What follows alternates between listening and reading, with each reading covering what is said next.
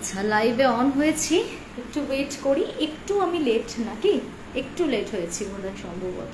ঠিক আছে, no problem. তোমরা আস্তে আস্তে জয়েন করো, আমি ওয়েট করছি। অ্যান্ড এসো আস্তে আস্তে তোমরা সবাই জয়েন করো, আমি একটু ওয়েট করে যাচ্ছি। এখনও পর্যন্ত আমাকে স্ক্রিনে কিছু শো করছে না, এখনও পর্যন্ত কিছু দেখতে পাচ্ছি না।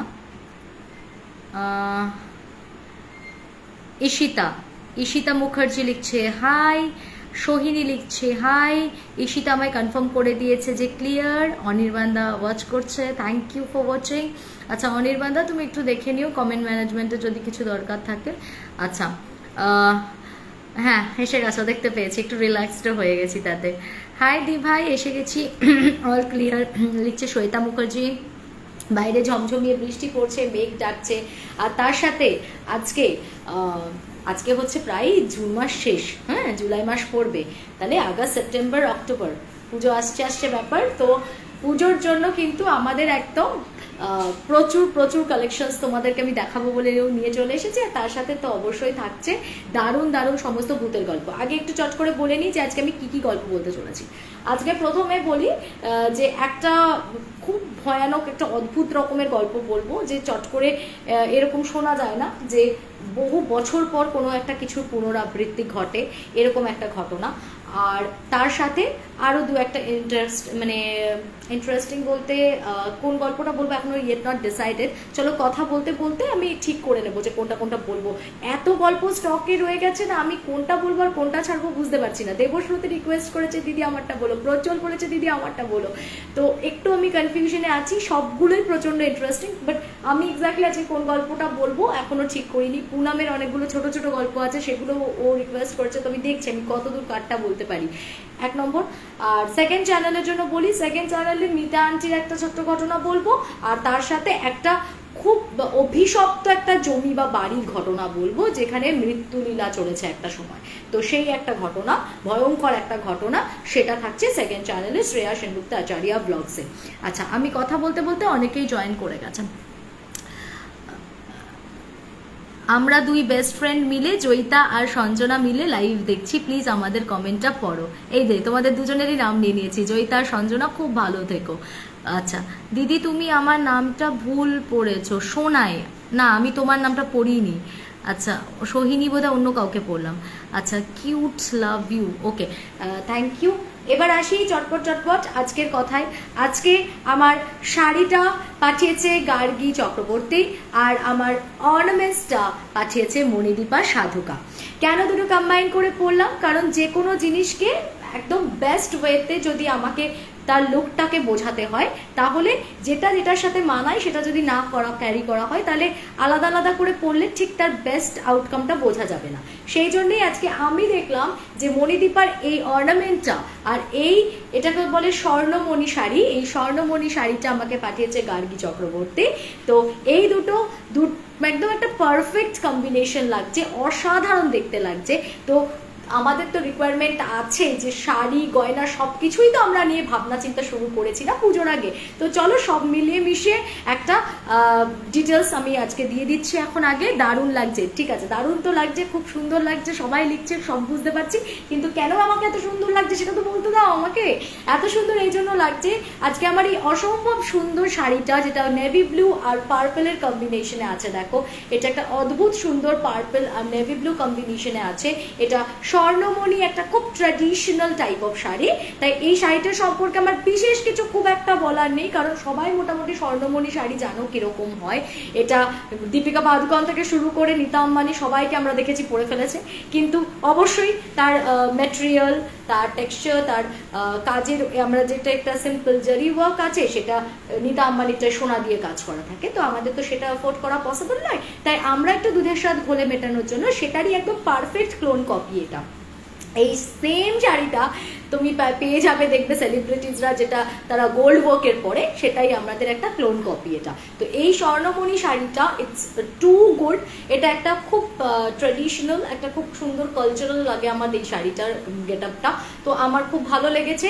এটা প্রাইস আছে হচ্ছে 1550, এবার তুমি আর একটু বেটার কোয়ালিটিও পেতে পারো, সেটার ও মেটেরিয়াল ওর কাছে অ্যাভেলেবেল আছে, তোমরা গার্গির সাথে যোগাযোগ করে নিতে পারো। গার্গির কাছে শুধু স্বর্ণমণি নয়, কাতান থেকে শুরু করে যে কোনো রকমের পার্টি ওয়্যার থেকে শুরু করে ডিফারেন্ট টাইপের শাড়ি আছে। আর তাছাড়া আমি তো এর আগেই গার্গির একটা দারুণ আর্ট ফর্ম তোমাদেরকে ডিসপ্লে করেছি, যেখানে ও কিন্তু পুরো শাড়িতে যে কোনো মেটেরিয়ালের ওপরে অসাধারণ হ্যান্ডওয়ার্ক করতে পারে। তোমরা যদি ওকে থিম বলে দাও, ওরা পুরো থিম বেসড একটা তোমাকে গেট আপ তৈরি করে দেবে, একদম নিজের মনের মতন করে তুমি যেটা চাও, যে থিমের ওপর চাও সেই থিমের ওপর শাড়ি পেয়ে যাবে। 7595999708 7595999708 এটা হচ্ছে গার্গির নাম্বার। ওর কাছে হিউজ কালেকশন আছে, পূজা কালেকশন অলরেডি শাড়ি ঢুকতে শুরু করেছে। তো যারা ভাবছো যে অষ্টমী নবমী একটু তো গর্জিয়াস সাজাই দরকার, তো তাদেরকে বলবো আর দেরি না করে চটপট গার্গির সাথে যোগাযোগ করো। অবশ্যই ওর হ্যান্ডওয়ার্ক শাড়ি একটু দেখে নিও, ওর কালেকশন, এবং ওর কাছ থেকে একটা হলেও নিয়ে দেখতে পারো। ওর হাতের কাজটা অসাধারণ, ও যেগুলোতে নিজে পেন্টিং করে। আর বাকি যে কোনো ট্রেডিশনাল শাড়ি ওর কাছে ডিফারেন্ট রেঞ্জের পেয়ে যাবে। এটা আমি পরে আছি স্বর্ণমণি এবং এটার প্রাইস আছে 1550। ওকে, আর আমার যে অর্নামেন্টসটা আছে এটার সাথে, এটা একটা পার্লের সেট আছে, দেখো 3 থাকে। এক্সিলেন্ট, জাস্ট এক্সিলেন্ট, মানে মণিদীপার হাতের কাজটা আমি যতই ডিসক্রাইব করব কম পড়বে। কানেরটা একটা ব্ল্যাক পার্ল আছে, আর এখানে হোয়াইট, ব্ল্যাক, আর এখানে কিছু ক্রিস্টালসেরও তার সাথে কম্বাইন্ড একটা ওয়ার্ক আছে। দেখো ক্রিস্টালস এবং পার্লের কোয়ালিটি দুর্ধর্ষ। ডেফিনেটলি এটা অরিজিনাল পার্ল নয়, কিন্তু যেটা দিয়েছে ও আর্টিফিশিয়াল, এবং ওর যে রেটটা বলেছে সেটাও মারাত্মক। মানে 280-তে ও বলেছে যে এই সেটটা available. I really don't know কি করে 280-তে এটা ও দিতে পারে, বাট এটাও আমাকে বলেছে যে 280-তে এখান থেকে ও যারা বুক করবে তারা তোমরা পেয়ে যাবে অনলি 280 এই পার্লের সেটটা। Just see. ওকে, তো পুজোর আগে যদি কেউ পার্লের ওপর ফ্যাসিনেশন থাকে বা না থাকলেও এই একটা কালেকশন নিয়ে দেখতে পারো, জাস্ট অসাধারণ। আমি ওর কাছে কি কি অ্যাভেলেবেল আছে আরও বলে দিচ্ছি। Black polish 92.5 silver replica, beds work, তারপর তোমার ধরো কুন্দনের, গোল্ড প্লেটেড, সব রকমের জুয়েলারিজ ওর কাছে অ্যাভেলেবেল থাকে। তো তোমাদের যার যেটার উপর ফ্যাসিনেশন আছে ওর কাছে হিউজ কালেকশন, তোমরা দেখে নিও। তবে আমি আজকে পার্টিকুলারলি যেটা শো করলাম, এটা একটা পার্লের সেট আছে 3 থাকের, এবং এটার প্রাইস আছে অনলি 280। এটা আর্টিফিশিয়াল পার্ল, কিন্তু অসাধারণ। যেমন তার লুকটা ক্যারি করছে, তেমন জিনিসটার মানে হাতে পেলে বুঝতে পারবে যে এটা যে কোনো ভালো দোকান থেকে পার্ল, অরিজিনাল পার্লের সাথেও টেক্কা দিয়ে দিতে পারবে দূর থেকে দেখলে। তো এরকম এতটাই ভালো কোয়ালিটি। আমি একবার ওর নাম্বারটা বলি, 9832163788, 9832163788। এই নম্বরে তোমরা মণিদীপার সাথে যোগাযোগ করতে পারো এবং অসাধারণ জুয়েলারির কালেকশন দেখে নিতে পারো। ওর কাছে কিন্তু মানে কাস্টিউম জুয়েলারির হিউজ কালেকশন। ইভেন গোল্ড প্লেটের যারা পড়ো তাদেরকেও বলবো ওর কালেকশনটা দেখো একবার, অসম্ভব সুন্দর। তো যারা ভাবছো যে এবারে পুজো শপিংটা নিয়ে অন্তত প্ল্যানিংটা শুরু করবে, তারা দেরি না করে একদম নাম্বারগুলো অন্তত সেভ করে নাও চটপট করে, তারপরে নয় প্ল্যান করে নিও যে অষ্টমী নবমী কিভাবে সাজবে, কি অর্নামেন্টস দিয়ে সাজবে, কি শাড়ি পরবে, আর তার সাথে কোন জুয়েলারিটা সেট করবে। তো আমি তো তোমাদের লুক ক্রিয়েট করে দেখিয়েও দিচ্ছি যতটা পারছি, তোমরা সেখান থেকেও আইডিয়াস নিয়ে নিতে পারো, হয়তো তোমাদের ভালো লাগতে পারে। বেশ, আচ্ছা, তো আজকে অনেকেই একসাথে দেখছি জয়েনও করে গেছে। ওই তেরি কি সুন্দরী লাগছে শৈলী চৌধুরী, তাই ভালো লাগছে বলছিস? Thank you so much. আচ্ছা, gorgeous, good evening, looking so beautiful লিখছে সায়নী সেনগুপ্ত। আচ্ছা, কি দারুণ লাগছে শ্রেয়াদি। এই মাসে কিন্তু আমার তোর প্রমোশন বাবু, তোরটা একটু থমকে যা, কারণ জুয়েলারি, শাড়ি এগুলো তো হচ্ছে পুজোর টাইমটাই মেনলি হচ্ছে তোমার প্রমোশনসটা হলে কি হয়, কারণ এটা তো পিক আপ না, মানে একদম মেইন টাইম বলা যেতে পারে না ওই সেলারদের ক্ষেত্রে। তো তোরটা যেমন আমি সারা মাস ধরে মানে 12 মাস ধরে আমি প্রমোশন করি না কেন, ওখানে আস্তে আস্তে আস্তে আস্তে মানুষ ইনক্লুড হতেই থাকবে, তোর সাথে সবাই কানেক্ট করতেই থাকবে, কারণ তোরটা তো এই ধরনের প্রোডাক্ট নয়। তো সেই জন্যই আমি একটু তোরটা আপাতত স্কিপ করছি, আমি এগুলো একটুখানি ছেড়ে দিই, কারণ প্রচুর কুর্তি শাড়ি এই জিনিসগুলো আমার কাছে চলে এসেছে, যেগুলো কিন্তু এই পুজোর আগে সব থেকে বেশি সোল্ড আউট হয়। তো সেই কারণে একটু এখন আমি ওদেরকে প্রায়োরিটি দিচ্ছি। হ্যাঁ বাবা, কিছু মানে একটু রাগ করিস না, মাইন্ড করিস না। আচ্ছা, বুলটি চক্রবর্তী লিখছে, সুন্দরী শ্রেয়া, আমার বেস্ট ফ্রেন্ড জয়িতা তোমার ভক্ত হয়ে গেছে আজ থেকে। ও মাই গড, থ্যাংক ইউ। চোখ ফেরানো যাচ্ছে না একেবারে, এত প্রশংসা করলে আমি তো আর গল্পই বলতে পারবো না, আমি একদম এবারে আপ্লুত হয়ে দেখবে ব্লাশ করতে করতে করতে কি হয়ে যাব। তো এত প্রশংসা আর নেওয়া যাচ্ছে না। উর্মিমালা ব্যানার্জি লিখছে, looking my very beautiful, lots of love. Okay, চোখটা কি সুন্দর এঁকেছো, থ্যাংক ইউ। বেশ, শাড়ি জুয়েলারির সাথে স্কিন আর হেয়ারটাও সুন্দর। না, সেটা তো তোমাদেরকে আমি 12 মাস ধরেই তো চেষ্টা করে যাচ্ছি, এটা বলো না। আমি স্কিন প্রোডাক্টস, হেয়ার প্রোডাক্টস কোনটা দেখাইনি বলো, কোনটা দেখাইনি? আমি চেয়েছি যে এসবিজি মানে সত্যিভূতের গল্প এবং আমার চ্যানেল, আমার ফলোয়ার্সরা প্রত্যেকে সুন্দরী, তাই প্রত্যেকে আরো কি করে নিজেকে মেনটেন করে রাখতে পারবে, কি করে স্কিন কেয়ার করবে, কি করে হেয়ার কেয়ার করবে থেকে স্টার্ট করে কি গেটে মানে নেবে সারা বছর ধরে, গরমের সময় গরমের, উইন্টারের সময় উইন্টারের, সব কিছু তোমাদেরকে আইডিয়াস শেয়ার করতে থেকেছি, তাই না? আচ্ছা, খুব মিষ্টি লাগছে শ্রেয়া। বেশ, এবারে আমি গল্পটাতে যাই, তারপরে আবার আমরা একদম শেষে গিয়ে একটু নাই গল্প তখন করা যাবে, ঠিক আছে? তো আমি আগে স্টোরিটা স্টার্ট করি, না হলে অনেকে আছে যারা আবার গল্প শুনতে ভালোবাসে, তাদের আবার তীব্র বিরোধিতা, তুমি এত যদি এমনি কথা বলো, এমনি গল্প করো, তাহলে গল্প কখন বলবে দিদি, গল্প কখন বলবে? যদি আমি তোমাদের সাথে সবটাই মানে ভালো লাগে, আমার আড্ডা মারতেও ভালো লাগে, এমনি নর্মাল গল্প করতেও ভালো লাগে, গল্প বলতেও ভালো লাগে, ঠিক আছে? এনিওয়েজ, আমি আজকে গল্পটা স্টার্ট করি আগে। তো এই ঘটনাটা আমাকে পাঠিয়েছে শুভশ্রী সরকার। শুভশ্রী এখন এই মুহূর্তে ব্যাঙ্গালোরে থাকে, কিন্তু শুভশ্রীর বাড়ি হচ্ছে ব্যান্ডেলের নলডাঙ্গা বলে একটি জায়গাতে। তো ওই ব্যান্ডেল নলডাঙ্গাতেই হচ্ছে ওদের অরিজিনাল বাড়ি। আর আমি এখন যে ঘটনাটার কথা বলবো, এটা হচ্ছে শুভশ্রীর একদম পারিবারিক ঘটনা, কিন্তু ব্যান্ডেল নলডাঙ্গাতে যারা থাকে তারা কিন্তু অনেকেই মানে রেকগনাইজ করতে পারবে, কেননা মানে ওদের শুভশ্রীকেও বুঝতে পারবে, বা হয়তো এই ঘটনাটা সম্পর্কে তারা অবগত থাকবে, কোথাও না কোথাও কখনো না কখনো নিশ্চয়ই শুনেছে, কারণ এটা খুব ছড়িয়ে পড়েছিল। ব্যান্ডেল তো খুব একটা বড় জায়গা নয়, তো যার জন্য খুব লোকমুখে মানে ছড়িয়ে গেছিল বিষয়টা, যে জানিস ওই বাড়িতে এরকম একটা ঘটনা ঘটেছে, সেটাই আর কি। তো ঘটনাটা আমি আগে চলে যাই একদম 98-এ একটা ঘটনা ঘটে। সেটা হচ্ছে যে ওদের বাড়িটা তখন পুরো ওই জ্যাঠাদের কাকাদের সবার ভাগাভাগি হয়ে গিয়ে প্লটগুলো মানে ওরা যে যার মতন ডিভাইড করে নেয়, যে এটা আমার পোর্শন, এটা তোমার পোর্শন। এবং ওর যে সেজো জেঠু ছিলেন, সেজো জেঠুদের পোর্শনের ঠিক মুখোমুখি বিপরীতে ওদের পোর্শনটা মানে শুভশ্রীদের পোর্শনটা পড়েছে। ও সেজো জেঠুর নাম হচ্ছে গোপাল, আর কাকুর নাম মানে শুভশ্রীর বাবার নাম হচ্ছে রাম। তো রাম কাকু আর গোপাল কাকুর এই একদম মুখোমুখি উল্টো দিকে দুটো প্লটে ওরা যে যার মতন বাড়ি করছে। তো শুভশ্রীদের তখন একতলা বাড়ি মোটামুটি ঠিকঠাক তৈরি হয়ে গেছিল, আর গোপাল কাকুদেরও ছিল একতলা বাড়ি। তো 98-এ আমি যে ঘটনাটা বলছি, তখন গোপাল কাকু আর কি দোতলা তুলছেন, উনি দোতলার কনস্ট্রাকশনের কাজ ওনার শুরু হয়েছে। তো যখন ওপরের কাজ শুরু হয়েছে সেই সময় একটা রবিবার, মানে এখনো অব্দি শুভশ্রী বলছে আমার দিনটা যেন তো পরিষ্কার মনে আছে, রবিবার। আর আগেকার দিনে মানে আমি বলছি মানে হ্যাঁ 2000-এর আগে পর্যন্ত বলা যেতে পারে, বা তারপরেও বেশ কিছুদিন একটা ক্রেজ ছিল দেখবে আমাদের বাচ্চাদের মধ্যে বা সবার মধ্যেই, যে সানডে মানেই মাটন হবে, এরম একটা ব্যাপার। তো সেদিনকে একটু তাড়াতাড়ি মাংসের গন্ধে আবার খিদেও পেয়ে যায় আমাদের। তো সেই রকমই শুভশ্রী বলছে আমাদের বাড়িতে আমার এখনো মনে আছে সেদিনকে মাটন রান্না হয়েছে, আর মা রান্নাটা শেষ করে সবে গ্যাস থেকে নামিয়ে রেখে আমাকে তাড়া দিচ্ছে যে স্নানে যা, এবার এসে খেতে বসবি।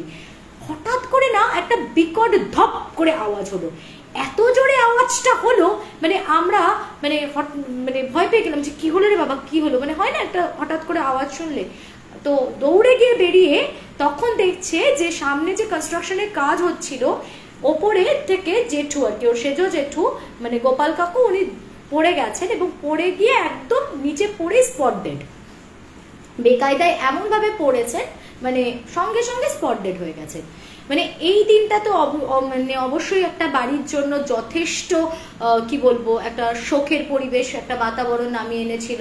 তো ওরা ভীষণ এরকম একটা হঠাৎ করে আকস্মিক মৃত্যুতে পুরো বাড়ির সকলেই ভেঙে পড়েছিল। যাই হোক, তারপরে জেঠিমা কিন্তু উনি কিছুতেই ওই 3 দিনে কাজ করতে চাইলেন না, কেননা জানি না ওনার মনের মধ্যে কি চলছিলেন। উনি বারবার বলছেন যে না, আমি ওই যে যেরকম 12 দিনের কাজ হয় ওইভাবে আমি 12-13 দিনে কাজ করব, আমি ওই 3 দিনে কাজ করব না। অপঘাতে মৃত্যু হলে যেরকম আমরা বলি না যে 3 দিনে কাজ করে সেরে দাও, তো ওটাতে উনি কিছুতেই রাজি হচ্ছেন না। ঠিক আছে, তো তখন বাধ্য হয়ে ওরা ওই 13 দিনের মাথাতেই ওদের কাজকর্ম সমস্ত কিছু হয়েছিল। এবং তারপরে ধরো দীর্ঘ 12 বছর কেটে গেছে ওই বাড়িতে। জেঠিমার ছেলে উনি পরবর্তীতে এখন নেভিতে জয়েন করেছেন, মুম্বাইতে থাকেন। তো এখন জেঠিমাও কিছুদিনের জন্য এই রিসেন্ট পাস্টে মুম্বাইতে গেছিলেন, তখন একটা ঘটনা আবার ঘটেছে, সেটাতে আমি আসছি। মানে তারপরে কিন্তু সারাটা মানে একটা যুগ কেটে গেছে বলা যায়, 12 বছরের ওপর পেরিয়ে গেছে যে জেঠিমার ছেলে ওই বাড়িতেই রয়েছেন। ওদের দোতলাটা কমপ্লিট হয়, তারপরে জেঠিমার ছেলে ওপরে চলে গেছিল একতলাতে, তখন ওরা একটা ভাড়া বসিয়ে দেয়। দীর্ঘদিন যাবত একতলাতে বেশ কিছু মানে ফ্যামিলি এসছে গেছে। তো ফাইনালি যে ফ্যামিলিটা সেই সময় ভাড়াতে থাকে যখন ঘটনাটা ঘটছে আবার এতদিন পর, তখন বাবা মা আর তাদের 2 কন্যা সন্তান, একজন পরে ক্লাস 6-এ, একজন পরে ক্লাস 8-এ। তো ওই দুটো বাচ্চাকে নিয়ে একতলাতে একটা ফ্যামিলি এখন এই রিসেন্ট ভাড়া দেওয়া হয়েছিল ওদের, আর ওপরে জেঠিমা থাকতেন ছেলেকে নিয়ে। তো যেহেতু কর্মসূত্রে দাদাকে মুম্বাই চলে যেতে হলো, তো ওখান থেকে হঠাৎ করে জেঠিমাকে বেশ কিছুদিন আগে দাদা মানে একটু হয় না যে আবদার করে বসে যে মা অনেকদিন তো আমি একা একা আছি, ভালো লাগছে না, তুমি একটু আমার কাছে এসে থাকো, আমার ভালো লাগবে। তো জেঠিমা বলে ঠিক আছে, তাহলে আমি 15 বা মাসখানেক গিয়ে থাকবো।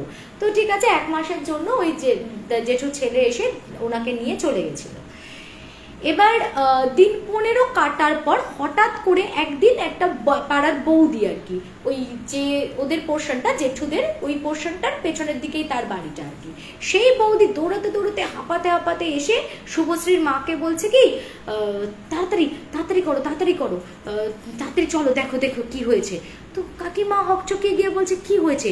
বলে বাবা, এত বছর পরে না তোমার বড় ভাসুর আবার ফিরে এসেছে। বলছে ভাসুর ফিরে এসেছে মানে? বলছে হ্যাঁ গো, গোপাল দা আবার ফিরে এসেছে, তুমি চলো না, দেখতে চলো না তাড়াতাড়ি। তো তাড়াতাড়ি করে তো যথারীতি সবাই গেছে, কাকুও তখন ঘরে ছিল, রাম কাকুও গেছে, কাকিমাও গেছে, আর শুভশ্রী বলছে তখন শুভশ্রীও গেছে। এখন শুভশ্রী ব্যাঙ্গালোরে আছে, আমি আর কয়েকদিন আগের কথা বলছি, তখন ও বোধহয় 2nd ইয়ার বা 3rd ইয়ারে পরে এরকম হবে। তো শুভশ্রীও গেছে, বলছে দৌড়ে দৌড়ে গিয়ে দেখি দিদি ওই যে ভাড়াটেরা ছিল, ওই ভাড়াটেদের যে বড় মেয়েটা আর কি, যে ক্লাস 8-এ পড়ে, সে কি করেছে ওদের মাঝখানটাতে একটা মানে দুটো বাড়ির মাঝখানে একটা বিরাট বড় দালান মতন, ওটা কমন স্পেস। এবার ভাই যেহেতু মিল ছিল, ওই অত বাগবিতণ্ডা নেই মানে ওদের মধ্যে যে একদম সেই মাঝখান থেকে মার্ক করা, তুই এ পাশে আসবি না, তুই এ পাশে যাবি না, ওরকম কোনো ব্যাপার নেই। মানে যে যার জায়গাতেই যেত আসতো। তো কাজেই মাঝখানে দালানটা মোটামুটি কমন স্পেসের মতনই।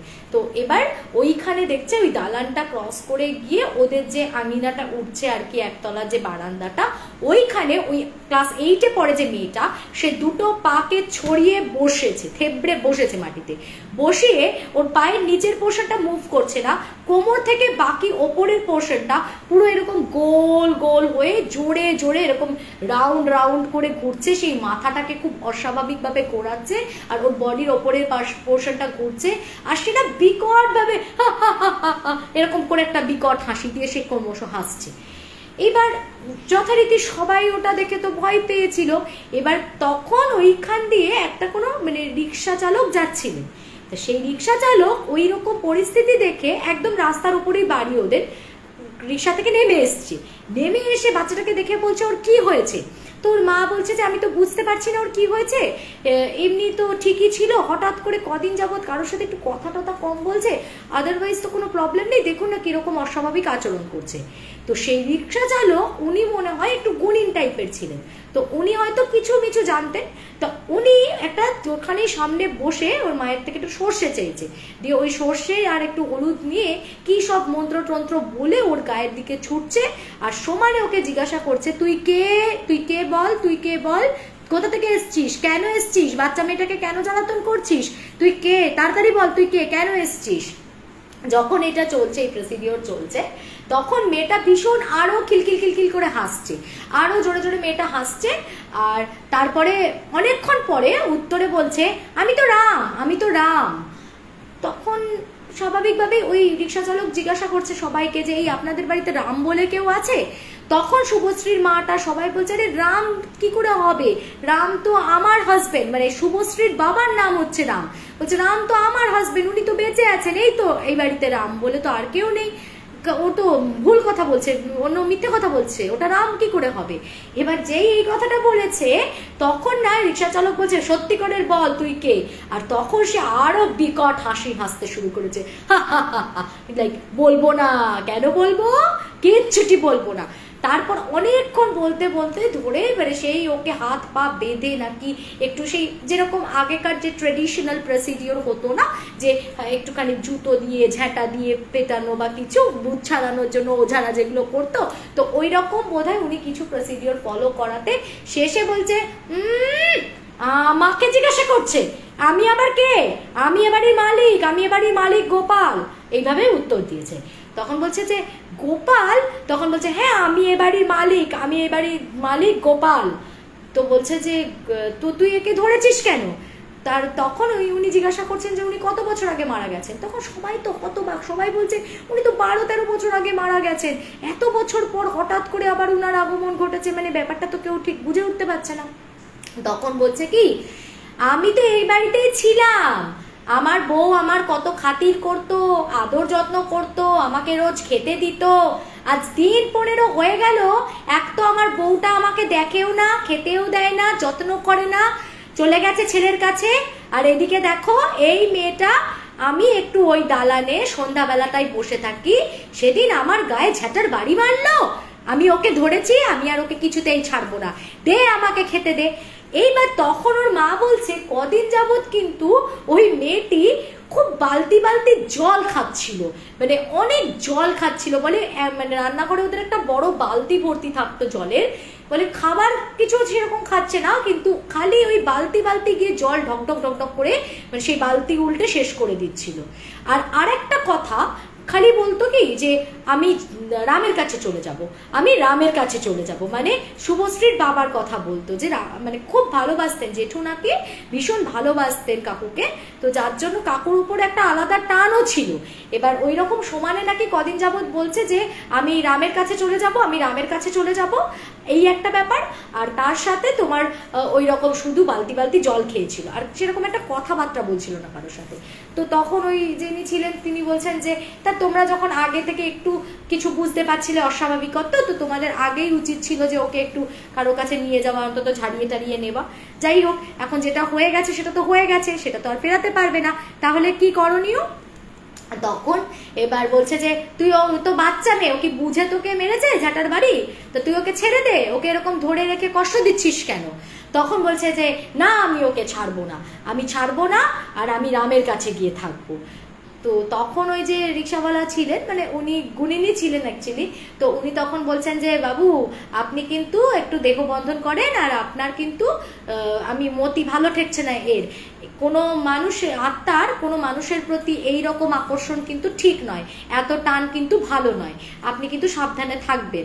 আর তার থেকে বড় কথা আপনি ওর বাড়ির লোককে ফোন করুন, ওর বাড়ির লোক নিশ্চয়ই ওকে এত বছর ধরে খেতে দিয়েছে কন্টিনিউ, এবং ওকে রীতিমতো মানে ও যে বলছে না ওকে যত্ন করে খেতে দেয়, তার মানে প্রতিদিন এই এত বছর ধরে জেঠিমা কি করেছেন নিজের আবেগের বশে, যেহেতু উনি অকাল প্রয়াগ হয়েছিলেন, তো মানে উনি যেহেতু চলে গেছিলেন, তো যার জন্য মানে একটা হয়তো কোনার সফট কর্নার থেকে গেছিল, উনি পারতেন না, তো উনি মানে গুণিন বলছে যে ওকে রেগুলার খেতে দিয়েছে, দুবেলা ওকে রেগুলার খেতে দিয়েছে, যত্ন করেছে, হ্যাঁ, এবং ওর সাথে রীতিমতো নাকি ইমোশনস শেয়ার করেছে ওর কথা অনুযায়ী, যে আমার বউটা আমাকে ছেড়ে চলে গেল, আগে কত গল্প করতাম, কথা বলতাম, এখন তো থাকে না, তো আমি সন্ধ্যেবেলা কি করব, আমি দালানে বসে থাকি, আর দালানে বসেছিলাম সেদিনকে, তো ও নাকি আমাকে ঝ্যাঁটার বাড়ি মেরেছে। এটা হচ্ছে ওর বক্তব্য।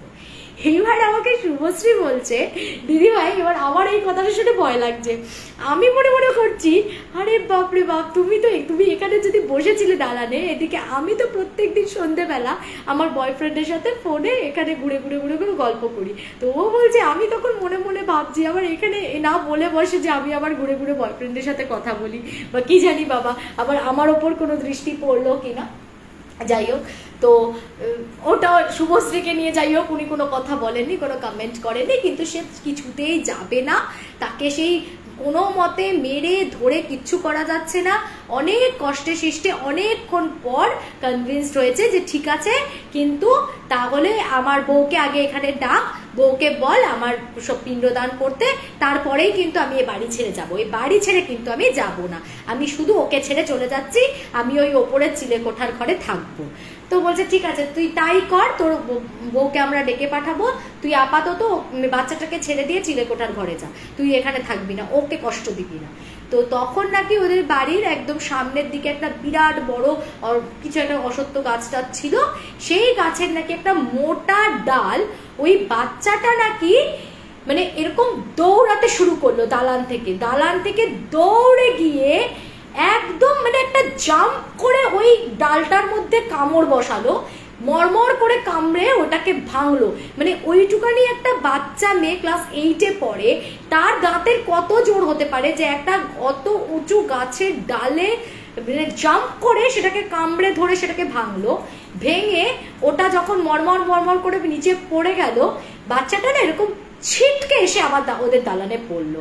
মানে এত জোরে পড়লো, দালানটা সিমেন্টেড ছিল, সেখানে ওর মাথাটা পড়ে ফেটে পুরো চৌচির হয়ে গেল। যাই হোক, সঙ্গে সঙ্গে তো ওকে হসপিটালে নিয়ে যাওয়া হলো, ওর মাথা টাথা সমস্ত ব্যান্ডেজ করে নিয়ে আসা হলো, কিন্তু তারপরে আর কিন্তু বাচ্চাটাকে এফেক্ট করেনি, তারপরে কিন্তু আর বাচ্চাটাকে মানে ধরেনি জিনিসটা। কিন্তু ও কিন্তু বলে গেছে সবাইকে যে আমি চিলেকোঠার ঘরে ওপরে থাকবো, আমার বউকে ডেকে পাঠা। এবার যখন জেঠিমাকে ফোন করা হচ্ছে, জেঠিমাকে পুরো বিষয়টা জানানো হচ্ছে, উনি মানতে নারাজ। উনার বক্তব্য হচ্ছে যে হ্যাঁ আমি আমার নিজের ভালোবাসার টানে আমি উনাকে খেতে দিই, যত্ন করি, তার মানে তো এই নয় যে এত বছর পরে তোমরা বললে মেনে নেবো যে উনি ফিরে এসেছেন। তো বলছে আপনি যদি সামনে থাকতেন তাহলে বুঝতে পারতেন, একটি কথাও ভুল নয়।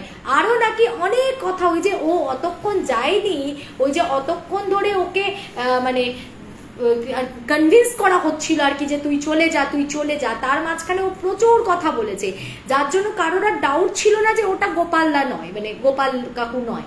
কেননা ও সেদিনকে যেদিন ও মারা যায়, সকালবেলা কত টাকা দিয়েছিল রাম কাকুকে চাল কেনার জন্য, এক্স্যাক্টলি ওই অ্যামাউন্টটা বলে যে এই যে ভাইকে এত টাকা দিয়েছিলাম চাল আনার জন্য। তারপর সেদিন আমার বাড়িতে মানে ওর বাড়িতে কি রান্না হয়েছিল, সেদিনকে শুভশ্রীদের বাড়িতে কি রান্না হয়েছিল, সেদিনকে তার পাশের বাড়িতে কি রান্না হয়েছিল, সমস্ত কিছু হুবহু ডিটেলস বলে দিচ্ছে। তারপরে এমন অনেক খুঁটিনাটি কথা যেটা কিন্তু ওই বাচ্চাটার মানে ওই সম্পর্কে জানাটা একেবারেই অসম্ভব।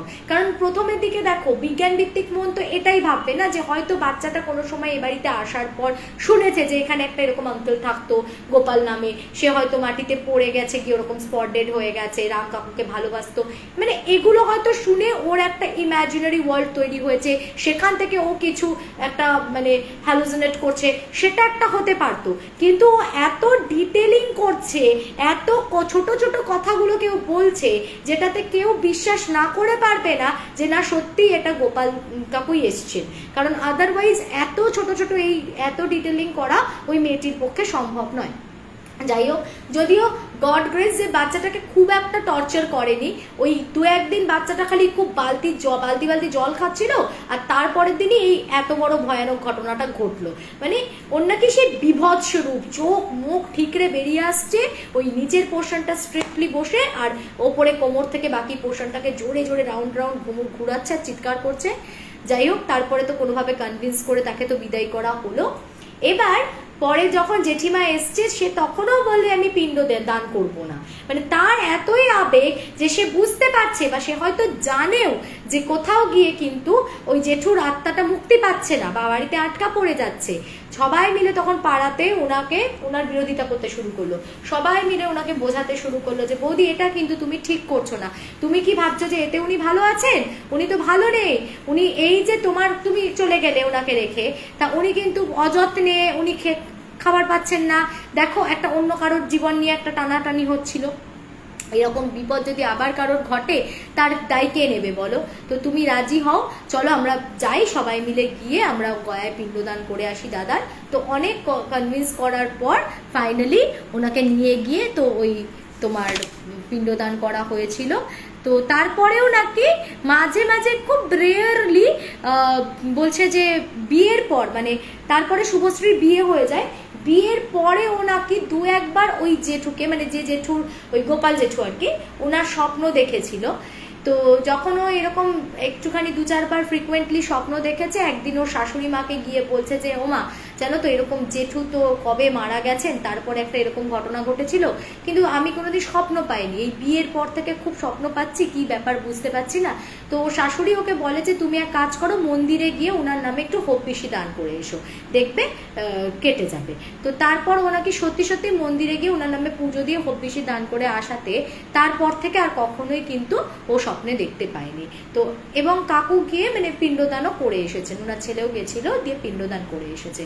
তো এটা একটা খুব মারাত্মক অভিজ্ঞতা। শুভশ্রী বলছে দিদি ভাই এটা যদি আমরা যারা সামনে ছিলাম, যারা জিনিসটাকে প্রত্যক্ষ করেছি, তারা ছাড়া হয়তো অনেক মানুষই বলবে যে ধর এইসব গ্যাজাখুরি, এটা হয়ই না, এটা সম্ভবই না, কোনোভাবে সম্ভব না। ওরা এমন কিছু বেশি দিনের ভাড়াটে নয়, তার উপর জেঠিমা এমন কিছু গল্পগুজবও করে না ভাড়াটেদের সাথে, সেরকম বিশেষ একটা ইনফরমেশন তাদের পক্ষে জানাটাও মুশকিল।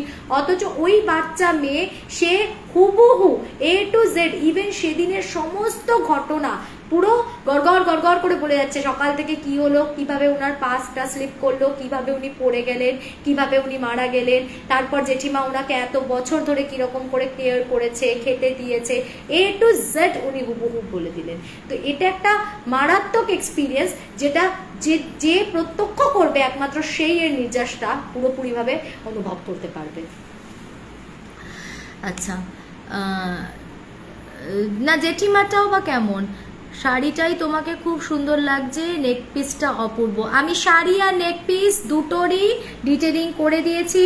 নেক পিসটা ফ্রম মণিদীপার নাম্বার হচ্ছে 9832163788, আর শাড়িটা হচ্ছে ফ্রম গার্গি 7595999708, 7595999708।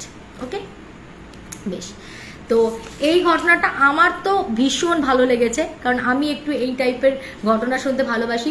আর উনি যেহেতু জেঠিমা না 12 বছর ধরে উনাকে খুব যত্নে আত্মীতে রেখেছিলেন, সেই 12 বছর কিন্তু উনি কারোর ওপরে এফেক্ট করেনি বা কিচ্ছু হয়নি। ওই যখন জেঠিমা চলে গেল তখন উনি কাউকে পেতেন না ওপরে গল্প করার জন্য, বা কেউ ওনার সঙ্গে সঙ্গ দিত না। সেই সময় একাকিত্ব কাটাতে, ভূতেরও কত একাকিত্ব দেখো, উনি নেমে এলেন দালানে, আর সেই বেচারি বাচ্চা মেয়েটা দালানে সন্ধ্যেবেলা ঝাঁট দিতে গিয়ে এরকম মহাবিপদে পড়লো। তো শুভশ্রী বলছে যে বাবা ভাগ্য ভালো যে আবার ভূতে বলে বসেনি যে তোর মেয়ে এরকম দাঁড়িয়ে দাঁড়িয়ে রোজ এখানে প্রেম টেম করতো, তাহলে তো আমি পুরো কেসটাই খেয়ে যেতাম। যাই হোক, শুভশ্রীকে নিয়ে কোনো কমেন্ট করেনি, এই যথেষ্ট। তোমাকে দেখে পুরো পুজো ফিল আসছে, আসবেই তো, আমি তো তোমাদেরকে পুজোটাই ফিল করাতে চাই, সেই জন্যই তো একদম আমি তোমাদেরকে গুছিয়ে নবমী, দশমী, অষ্টমী সবকিছু লুকস দেখাতে থাকবো। তোমরা তোমাদের যেটা পছন্দ হয় একদম সেইভাবে নিজেদেরকে প্রিপেয়ার করে নাও। আচ্ছা, এইটুকুই তো সব সময় বলি যে আনন্দ করে মজা করে জাস্ট জীবনে যে কটা দিন বেঁচে আছি কাটিয়ে ফেলো, আবার কি, জীবনটা বড্ড ছোট্ট, বেশি ভেবে লাভ নেই। গাছের ডাল ভাঙার পোর্শনটা ট্রেডিশনাল লাগলো না, ওর ভূত ছাড়ানোর পুরো প্রসিডিওরটাই তুই বল। ওই সেই জুতো গন্ধ শুকিয়ে লাঠি দিয়ে ঝাঁটা দিয়ে মেরে, মানে এগুলো হচ্ছে সেই আগেকার দিনের ওঝাদের যেরকম ভাবে ট্রেডিশনাল মেথড, যেরকম ভাবে ভূত ছাড়ানো হতো বলে। হ্যাঁ, মৃত ব্যক্তিদের খাবার দিতে নেই, এটা একদম ঠিক কথা, একদমই, মানে আমি এটা অন্তত পক্ষে অক্ষরে অক্ষরে মানি যে মৃত ব্যক্তিদেরকে একদম খাবার দিতে নেই, ওনারা মায়া কাটাতে পারেন না। এই যে উনি রেগুলার খাবার দিয়েছিলেন বলেই কিন্তু জিনিসটা আটকা পড়েছে। কতগুলো গল্প হলো, সবে একটাই গল্প হয়েছে, ওয়েট করো, আবার আমি নেক্সট গল্পে আসছি। আচ্ছা, ওই যে বললাম আমি আজকে একদমই ডিসাইড করে বসিনি যে কাটটা কাটটা বলবো, যারটা সামনে পড়বে তারটা বলে দেবো।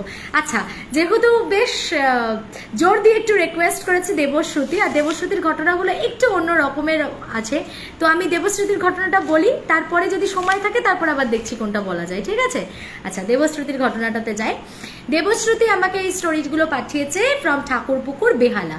ওর আমি 3টে গল্প বলবো। 3টে গল্পের মধ্যে মোটামুটি প্রথম মানে ওর একটা দাদুর ঘটনাটা আমার খুব অবাক করা একটা ঘটনা লেগেছে এবং খুব অদ্ভুত একটা ঘটনা, ওর দাদুর একটা ইনসিডেন্ট।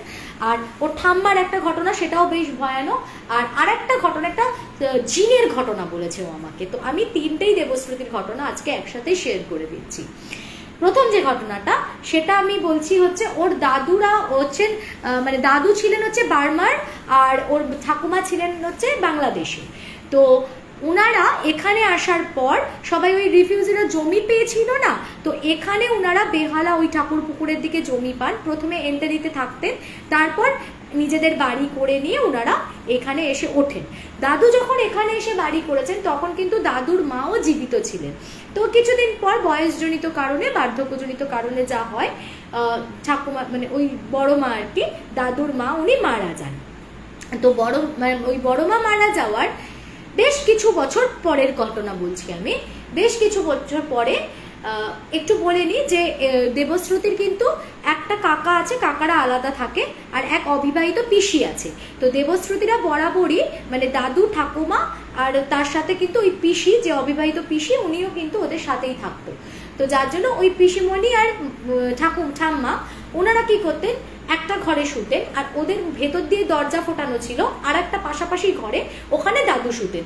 দাদু তার সাথে ওই মাঝখানের ওই টাচ রুমটাতেই শুতেন হচ্ছেন ওই দিদা আর ঠাম্মা আর পিসিমণি। আর দাদু কি করতেন, রাত্রেবেলা যখনই ওয়াশরুমে যেতেন, ওয়াশরুম থেকে ফেরার সময় একবার টুকি দিয়ে স্ত্রী মেয়ে সব ঠিক মতো আছে কিনা, ঠিক মতো ঘুমোচ্ছে কিনা একবার চোখ বুলিয়ে নিয়ে তারপরে আবার শুয়ে পড়তেন। তো এইরকম একদিন দাদু হঠাৎ করে রাত্রেবেলা উঠেছেন, উঠে তখন কটা বাজে, রাত্রি 2:30 বাজে, দেখছে যে ওই যে ঘরটাতে পিসিমণি আর ঠাম্মা শোয়, ওই ঠাম্মাদের ঠিক খাটটার পাশে একটা সোফা সেট মতো রাখা ছিল। তো ওই সোফাটার ঠিক পেছনের দিকে হচ্ছে জানলাটা, দেখছে কি যে ঠাম্মা এরকম সোফার উপরে উল্টো হয়ে উঠে, মানে হয় না আমরা এরকম হাঁটু দিয়ে উল্টো হয়ে উঠে জানলা দিয়ে ঝুঁকে দেখি, ওরকম উল্টো হয়ে জানলা দিয়ে ঝুঁকে বাইরের দিকটা দেখছে। কি দেখছে এত রাতে? তো দাদু এমনি ঘুম চোখে বলছে, এই কি গো, কি দেখছো এত রাত্রে, যাও যাও যাও শুয়ে পড়ো শুয়ে পড়ো। হ্যাঁ, হালকা স্ট্রিট লাইটে মোটামুটি রুমটা বোঝা যাচ্ছে। তো দাদু দেখছে যে ঠাম্মা ওরকম সোফার উপরে উঠে জানলা দিয়ে ঝুঁকে কিছু একটা যেন দেখছে, বলছে যাও যাও শুয়ে পড়ো শুয়ে পড়ো। তো ঠাম্মা কোনো উত্তর দিল না, দাদুর ঘুম চোখেই ছিল। তো দাদু আর কথা না বাড়িয়ে দাদু গিয়ে দাদুর মতন শুয়ে পড়েছে। বেশ, এইবার এই ঘটনাটা মানে পরের দিনকে আবার ঠাম্মাকে বলেছে যে ঠাম্মাকে তুমি কালকে রাত্রেবেলা কি দেখছিলে ওরকম করে? তো ঠাম্মা বলছে আমি কাল রাতে কি দেখতে যাবো, তো আমি উঠিনি কালকে রাত্রেবেলা। যাই হোক, দাদু ভেবেছে তাহলে আমার চোখের ভুল হবে কিছু। আবার নেক্সট কিছুদিন পর ওরকম সেম 2:30-এর সময় দেখছেন যে একজন কেউ ওই মানে বুঝতে পারছে যে ঠাম্মা জানলার দিকে সোফার ওপরে উঠে পা দিয়ে হাঁটু দিয়ে উল্টো হয়ে কিছু যেন একটা দেখার চেষ্টা করছে। তো সেদিনও আবার বেশ একটু দাদু ধমক দিয়ে জোরে বলছে যে কি ব্যাপারটা কি তোমার, রাত দুপুরে কি দেখো, কি ঘুমাও ঘুমাও বলে দাদু শুয়ে পড়েছে। পরের দিন দাদু ঠাম্মাকে বেশ চেপে ধরেছে, এই তুমি বলো তো তুমি রোজ রাতে উঠে কি দেখছো? ঠাম্মা তো আকাশ থেকে পড়েছে। ঠাম্মা বলছে আমি কি দেখবো বলো তো, অত রাত্রে 2:30-এর সময় আমি কি দেখবো জানলা দিয়ে? খেয়ে দিয়ে আমার কাজ নেই, আমি জানলা দিয়ে কি উজিয়ে দেখতে যাব? আমি মোটেই কোনো জানলা দিয়ে দেখতে চাইনি কিছু। বলে না, আমি স্ট্রিট লাইটের আলোতে সোফার উপরে দেখলাম তুমি উল্টো হয়ে কি যেন ঝুঁকে দেখছো। বলে না, মোটেই না, তা তুমি এসে দেখলেই পারতে। বলছে না, আমার ঘুম চোখ ছিল, আমি গিয়ে শুয়ে পড়েছি, কিন্তু তোমায় আমি ঠিকই দেখেছি। তো এই ঘটনাটা ঘটার ঠিক 1 মাসের মাথায় দাদু কিন্তু মারা গেলেন। হ্যাঁ, মানে ওনার অ্যাক্সিডেন্টাল ডেথই হয়, তো উনি অ্যাক্সিডেন্টালি মারা গেলেন। তখন একজন পুরোহিত মশাই এসেছিলেন ওই বাড়িতে দাদুর মৃত্যুর পরে, যে দোষ টোষ পেয়েছে কিনা দেখার জন্য।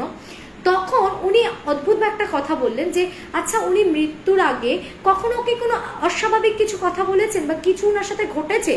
তখন ঠাম্মা কাঁদে কাঁদে বলছে যে একটা অস্বাভাবিক আমার লেগেছিল, উনি প্রায়শই বলতেন যে ওরকম আমাকে নাকি রাত্রির বেলা 2:30-র সময় দেখছে যে আমি জানলার দিকে ঝুঁকে সোফার উপরে উঠে বাইরে কিছু দেখছি, কিন্তু আমি তো ঠাকুরমশাই রাত্রিবেলা উঠিও নি আর সোফার দিকেও যাইনি, তাহলে কিভাবে উনি এরকম দেখেছেন আমি তো সেটা বুঝতে পারছি না। তখন উনি বলছেন যে আসলে আপনাদের বাড়িতে বেশ কিছু বছর আগে আরেকজন কেউ এই বাড়িটা করার পর মারা গেছে। তখন বলছে হ্যাঁ, আমার হাজবেন্ডের মা মানে আমার শাশুড়ি মা উনি মারা গেছেন, উনি জীবিত ছিলেন, এই বাড়িতে এসেছেন, তারপরে বাড়ি করার পর উনি মারা গেছেন। তখন উনি বলছেন যে আসলে উনাকে না উনার মা নিতে এসেছিলেন। এবার উনার মাকে উনি যদি মানে উনার রূপে দেখেন তাহলে তো উনি ভয় পেয়ে যাবেন, এবং ছেলেকে উনি অসম্ভব ভালোবাসেন, ছেলের প্রতি তার অসম্ভব টান, তো উনি কখনোই চাননি যে ছেলে আমার ভয় পাক। সেই জন্য উনি স্ত্রীর রূপে ওনাকে দেখা দিতেন, কিন্তু উনি কিন্তু টেনে নিয়ে গেছেন এইভাবে অ্যাক্সিডেন্টালি। তো এটা শুনে সবাই ভীষণ অবাক হয়েছিল যে এটাও কখনো সম্ভব, কিন্তু সত্যিই দাদু কিন্তু বলেছিল যে 2:30-র সময় এরকম দুদিন হয়েছে যে উনি দেখেছেন যে ওইভাবে ঠাম্মা উল্টো হয়ে কিছু একটা দেখছে। আচ্ছা, এরপর যাই হোক কিছুদিন পরে একদিন রাত্রবেলা হঠাৎ পিসিকে ঠাম্মা বলছে তুই দরজাটা খুলে দে, তো দরজাটা খুলে দে, মা এসেছে, আমাকে নিয়ে যেতে এসেছে। এবার এটা ওনার নিজের মা না শাশুড়ি মা একটু বলা মুশকিল, যাই হোক তারপরেই নাকি ঠাম্মা ভীষণ অসুস্থ হয়ে পড়েন এবং ঠাম্মাকে হসপিটালাইজড করা হয়।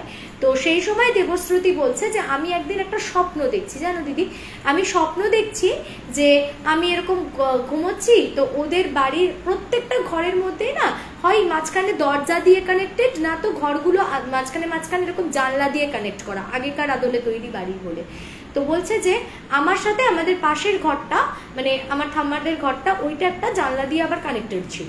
তো আমি দেখছি আমাদের পাশের বাড়ির একটা দিদি আমার স্বপ্নে কিন্তু এসছে, এসে বলছে কি কিরে তোর ঠাকুমা শুনলাম খুব অসুস্থ, তো আমি দিদিটার সাথে জাস্ট কথা বলছি কি হঠাৎ দেখলাম ওই জানলাটা ধপাস করে খুলে ওখান থেকে ঠাকুমার প্রথমে ছায়ামূর্তিটা দাঁড়িয়ে আছে, মানে প্রথমে দেখলো ঠাকুমা ওপাশে দাঁড়িয়ে রয়েছে ওই জানলার ওদিকে, তারপরে হুশ করে যেন হাওয়ার মতো ওই জানলা দিয়ে বেরিয়ে চলে গেল কোথায়।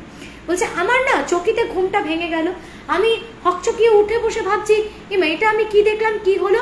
বলে তার কিছুক্ষণের মধ্যেই মা বাবা যখন হসপিটাল থেকে এলো বলে জানিস তো ঠাকুমা মানে কোমায় চলে গেছেন, আর তার কিছুক্ষণের মধ্যেই কিন্তু ঠাম্মা এক্সপায়ার করে যান। তো এই জিনিসটা ও কিন্তু দেখেছিল যে বলে আমি একটা অদ্ভুত স্বপ্ন, কিন্তু একটা অদ্ভুত জীবন্ত ছিল স্বপ্নটা, আমি দেখছি যে উনি হুশ করে বেরিয়ে চলে গেলেন। তো এই অবধি তো তাও ঠিক আছে, না স্বপ্ন একটা হতেই পারে ইলিউশন। এইবার কি হলো যে যখন ঠাম্মা মারা গেলেন তখন তো পিসি স্বাভাবিকভাবে ওদের সংসারে আর আলাদা করে রান্না বান্না করারও কোনো ব্যাপার না, তো ওরা কি করলো একটাই বড় রান্নাঘর মানে ঠাকুমা যে রান্নাঘরটা ওটাই ব্যবহার করতে শুরু করলো। এবার পিসিও চাকরি করতেন, পিসিও বেরিয়ে যেতেন, কাকুও বেরিয়ে যেতেন, কাকিমাও স্কুল টিচার, কাকিমাও বেরিয়ে যেতেন।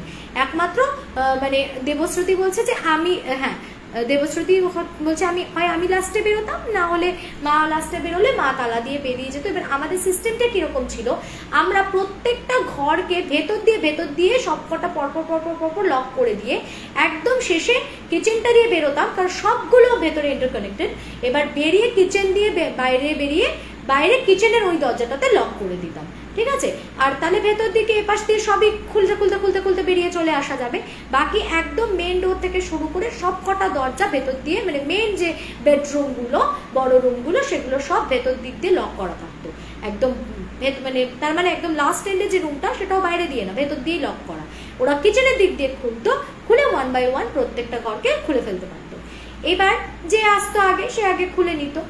বলছে যে মা এরকম একবার কি হলো, ঠাম্মা মারা যাওয়ার পর আবার তো নিজেদের জীবনের মূল স্রোতে সকলকে ফিরতেই হবে, কাজটা সব মিটে গেছে, যে যার মতন অফিস স্টার্ট করেছে।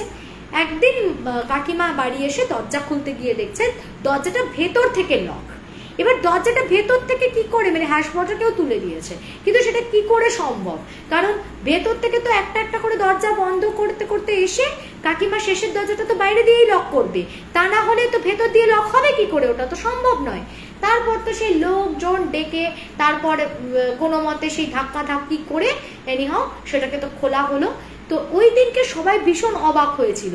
বলে তারপর থেকে দিদি শুরু হলো এই জিনিসটা কিন্তু আমাদের বাড়িতে প্রায়শই হতে থাকে, প্রায়শই এটা হতে থাকে। ওই আমাদের মানে একদম বাইরের দিকের কিচেনের দিকটাতে তালা দিয়ে বেরিয়ে যেত কাকিমা, তো যখন বাড়ি আসতো, বাড়ি এসে খুলতে যাওয়ার সময় দেখতো যে ভেতর দিক থেকে লক করা আছে দরজাটা। তো প্রচন্ড ভয় পেত ওরা প্রথম প্রথম। তারপরে বুঝতে পেরেছিল যে এটা এমনি উনি কোনোদিন যে দেখা দিয়েছেন, ভয় দেখিয়েছেন বা অন্য কোনো রকম কিছু ঘটেছে এরকম কিচ্ছু নয়, কিন্তু পার্টিকুলার এই ঘটনাটা পুরো যতদিন না ওই ঠাম্মার বাৎসরিক কাজ মিটেছে ততদিন পর্যন্ত কিন্তু এই কাজটা মানে এইটা চলতো, ওই রকম ভেতর দিক থেকে দরজাটা লকড হয়ে যেত, ঠিক আছে। তো এইটা একটা ঘটনা। আর তারপরে নাকি বাৎসরিকটা হয়ে যাওয়ার পর আস্তে আস্তে এই ব্যাপারটা একদমই বন্ধ হয়ে যায়, মানে বাৎসরিকের পর বোধহয় সম্ভবত আর এটা ঘটেনি। তার আগে পর্যন্ত মোটামুটি অল্টারনেটিভ ডেজেই এই ঘটনা ঘটতো। ওরা একটা মানে বুঝতে পেরেছিল যে ওটাকে আবার দরজাটাকে সামনের দিকে টেনে আবার ভেতর দিকে জোরে জোরে পুশ করতে থাকলে কিছুক্ষণ পর ওটা একটু ধাক্কা ধাক্কিতে খুলে যেত ভেতর দিক থেকে। তো এটা একটা ভারী অদ্ভুত ঘটনা। আর আরেকটা ঘটনা, একটা জিনের ঘটনা ছোট্ট, এটা দেবশ্রুতির এক কলিগের থেকে ও আমাকে কালেক্ট করে দিয়েছে। তো ওর কলিগ তখন অনেক ছোট, তখনই বোধহয় সে পড়ে হচ্ছে 6-7 এরকম সময়ে তার মায়ের সাথে ঘটা একটা ঘটনা। তো ওই কলিগের যে মা, ওই আন্টি কি করেছেন, উনি একদিন সন্ধ্যার দিকে বোধহয় ছাদে জামা কাপড় তুলতে গেছিল, তো একদম জামা কাপড়টা তুলবে, গা পা ধুয়ে গেছেন যে একদম সন্ধে টন্ধে দেখিয়ে আমি নেমে আসবো। তো সন্ধে দেখাতে দেখাতে একটা দেখছে কালো কুচকুচে বিড়াল কাটছে। তো আন্টির ভালো লাগেনি, আর তাছাড়া একদম রাস্তা দিয়ে যাচ্ছে, যেখানে উনি ধূপ দেখাচ্ছেন ওইখান দিয়ে পথ কাটতে যাচ্ছে বলে উনি কি করেছেন, নিজের খেয়ালে ওই গাছের জল টল দেওয়ার মতন ওই তোমার মগ টক গুলো হাতের কাছে ছিল, ওখান থেকে একটু জল এরকম গায়ের মধ্যে ছিটিয়ে দিয়েছে, আর দিয়ে এই যা যা করে এরকম করে ওটাকে তাড়িয়ে দিয়েছে। এইবার আন্টি তো ধূপ টুপ দেখিয়ে নিচে নেমে এসেছে। নিচে নেমে আসার পর থেকে হঠাৎ সমস্ত লাইট টাইট গুলো অফ করে দিয়েছে। তো সবাই এবার বাড়িতে বাকি যারা সদস্যরা রয়েছে সবাই ঢুকে ঢুকে জিজ্ঞেস করছে কি হয়েছে, তোমার কি শরীর খারাপ, ঘরে সব লাইট অফ করে দিয়েছো কেন? সে কোনো কথার উত্তরও দিচ্ছে না, কোনো কিছু না, সে খালি লাইট অফ করে দিয়েছে। আর না সবাই বুঝতে পারছে চোখের ওপর এরকম করে হাতটা রেখে এরকম ফুপিয়ে ফুপিয়ে করে করে কাঁদছে। তো খুব অড লাগছে ব্যাপারটা, যে কি হলো, কান্তি তো মানে এতদিনের একটা অভ্যাস যে যায় ওপরে সন্ধ্যা দেয় ঠিক মতো চলে আসে, হঠাৎ করে ওরকম চোখে মুখে হাত চাপা দিয়ে কাঁদছে কেন? তো এইটা তখন উনার ওই কলিগের ঠাম্মা যে আর কি মানে আন্টি শাশুড়ি মায়ের ভালো লাগেনি। তো উনি তখন বললেন যে ওনারা কাছেই পীর বাবার সাথে খুব বন্ধুত্ব ছিল, মানে উনি সমস্ত ব্যাপারে ওনাকে খুব ডিপেন্ড করতেন, ওনার কাছে গিয়ে সমস্ত কিছু সাজেশনস নিতেন। তো সেই পীর বাবার কাছে যায়, পীর বাবাকে গিয়ে বলে যে বাবা দেখো তো কি হয়েছে, দিয়ে তখন বলছে যে ওর তো নজর পড়েছে। এইবারে বলছে যে তো ওরকম শুধু শুয়ে শুয়ে ফুপিয়ে ফুপিয়ে কাঁদছে আর কিছু কথাও বলছে না, কিচ্ছু না, লাইট জ্বালতে দিচ্ছে না, যখনই আলোটা জ্বালছে সমানে চিৎকার করছে আলো নেবাও আলো নেবাও আলো নেবাও, কিছুতে আলোটা নিতে পারছে না, আর মাঝে মাঝে ভীষণ চিৎকার করে উঠছে ওরে বাবা গো মেরে ফেললো গো, ওরে বাবা গো মেরে ফেললো গো।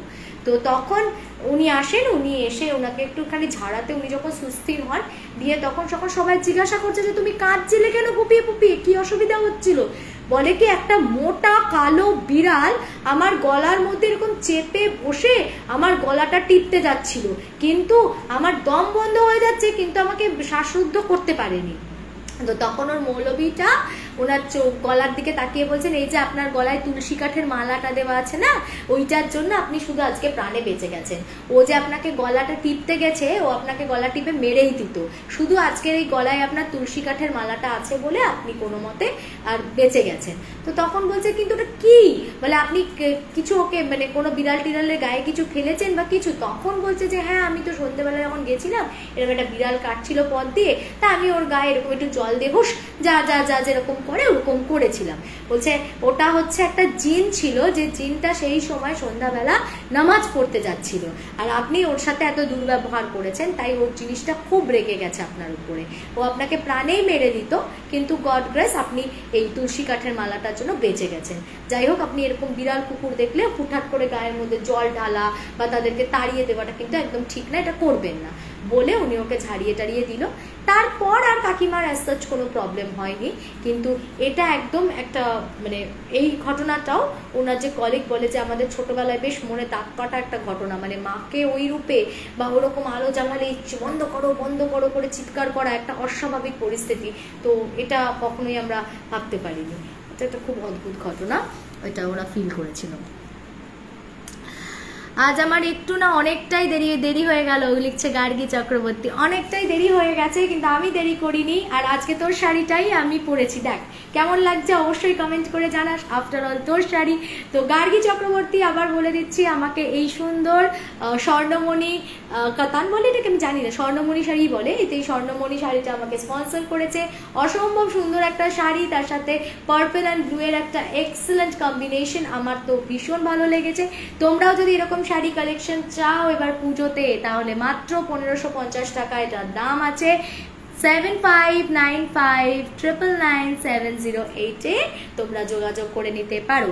আরো একটা কথা, একটা ইম্পর্টেন্ট অ্যানাউন্সমেন্ট দিয়ে দিই, সেটা হচ্ছে যে আমাদের এবং বৃত্তের বাইরের যে শারদীয়া সংখ্যা সেটা কিন্তু বুকিং মানে প্রি বুকিং স্টার্ট হয়ে গেছে। যে বইটার ইনক্লুডিং ডেলিভারি চার্জেস, বই প্রিন্ট আউট হয়ে যাওয়ার পর হার্ড কপি যারা নেবে তাদের চার্জেস থাকবে হচ্ছে 680, কিন্তু এখন যারা প্রি বুকিং করবে তাদের জন্য ইনক্লুডিং ডেলিভারি চার্জেস থাকছে অনলি 510, 650টা অনলি 510। সো তোমরা যদি আমাদের শারদীয়ার সংখ্যা সত্যিভূতের গল্পের তরফ থেকে নবীন প্রবীণ বিভিন্ন লেখকদেরকে নিয়ে প্রায় 115টা ভূতের গল্প থাকছে এবারে আমাদের পত্রিকাতে, যারা যারা এবং বৃত্তের বাইরে পত্রিকাটি সংগ্রহ করতে চাও তারা অনির্বাণদাকে 9748385813 নম্বরে যোগাযোগ করবে। 9748385813 নম্বরে যোগাযোগ করবে। তোমার লিপস্টিকের শেডটা বলো। আমার লিপস্টিকের শেডটা বলতে পারবো না, আমি দুটো লিপস্টিককে মিক্স করে একটা পিঙ্ক আর একটা পিচ কালারকে মিক্স করে আমি এটা নিজে নিজে বানিয়েছি, এটা আমি বলতে পারবো না এটার কোনো শেড নাম্বার। আচ্ছা, পুরো কুইনের মতো লাগছে তোমাকে, থ্যাংক ইউ। আমি কিন্তু এরকমই সাজবো, তাহলে তোমরাও কিন্তু সাজছো তো এরকম পুজোতে, তাহলে চটপট চটপট যোগাযোগ করবে। আর নেক পিসটাও আরেকবার বলে দিচ্ছি 9832163788 মণিদীপার কাছে এইরকম অসাধারণ। আমি তো বলবো যে যারা পার্ল লাভার নও প্লিজ গো ফর দিস। 280টা আমি জানি তোমাদের জন্য খুব বিগ ডিল নয়, তো এটা একবার তোমরা প্লিজ চেক আউট করে দেখো, ইটস টু গুড, এত সুন্দর। এবং এটাতে ক্রিস্টালস ওয়ার্কটা দিয়ে আমার আরো মনে হচ্ছে জিনিসটা গর্জিয়াস হয়ে গেছে। যদি তোমরা ক্রিস্টালস না চাও তাহলে পার্লের পাবে। আরেকটা কথা যেটা আমি একটু মেনশন করে দিই, মণিদীপা আমায় বলেছে যে দিদি এটা বলবে না যে একদম অ্যাজ ইট ইজ মানে শ্রেয়াদির মতো, মানে শ্রেয়াদিরটাই চাই। ওর কাছে কিন্তু হিউজ জুয়েলারি কালেকশন, হ্যাঁ তোমরা যেরকম চাইবে সেরকম ওর কাছে পাবে। ওর কাছে প্রচুর ধরনের প্যাটার্নস রয়েছে, ব্ল্যাক পলিশ রয়েছে, সিলভারের রয়েছে, তারপর গোল্ড প্লেটেড রয়েছে। তো তোমরা এমনি একটু বা পার্লের ওপরে ওর কাছে প্রচুর কালেকশন রয়েছে, তোমরা একটু ডিফারেন্ট যেগুলো আছে সেগুলো সবগুলো একবার দেখে নেবে। অনেক প্রত্যেকটা কালেকশন ওর খুব ভালো, তার মধ্যে থেকেও তোমরা সিলেক্ট করতে পারো, নাকি এক্স্যাক্টলি এটাই তোমাদের মানে ভালো লাগবে, সবগুলো ভালো লাগবে ওর কাছে। আচ্ছা, today you are looking so elegant, thank you. কটা বাজলো দেখি। আচ্ছা 9টা বাজে অলরেডি। আমি এখানে আর তাহলে স্টোরি কন্টিনিউ করছি না, ঠিক আছে? ফেসবুক থেকে কাটছি, কেটে এবার আমি আমার নিজের যে চ্যানেলটা আছে ইউটিউবে শ্রেয়া সেনগুপ্ত আচার্য ব্লগস, ওখানে যাব। ওখানে খানিকক্ষণ গল্প হবে, আড্ডা হবে, এবং চলো ওখানেও দুটো খুব ভালো ভালো গল্প বলবো। এক মিনিট। সন্ধে বা রাতে বিড়াল দেখবে একবার হার্ট অ্যাটাক হয়ে যাবে। এইটা আমার মনে হয় মেনটেন করাটা খুব দরকার। আমি একটু মার্ক করে নিই যে কোন কোন স্টোরিগুলো বলা হয়ে গেল। দেখো দেবশ্রুতি, আমি তোমার কথা ফেলিনি। তুমি বারবার আমাকে বলেছিলে যে শ্রেয়াদি আমার স্টোরিটা বলে দিও, আমি কিন্তু আজকে তোমার স্টোরিটা বলে দিয়েছি।